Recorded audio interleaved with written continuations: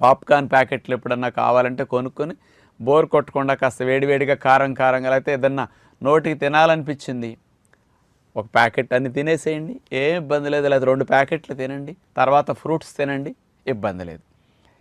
ఇవి ఎక్కువ ఉడికిన ఆహారాల్లాగా, ఏదో కూరల్లాగా, ఏదో నూనెలో దేవిన బజ్జీలు బొండాలు గారెల్లాగా కాదు ఈ ఆహారాలు.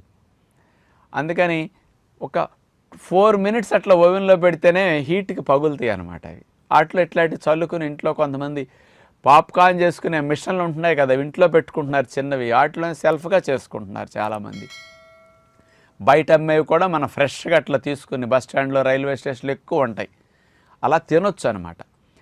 ఈ ఏమండి మరి 100 గ్రాములు 342 క్యాలరీలు అన్నారు కదా, మరి ధాన్యాలు సేమ్ అంతే, బియ్యం అంతే, గోధుమలు కూడా అంతే క్యాలరీస్.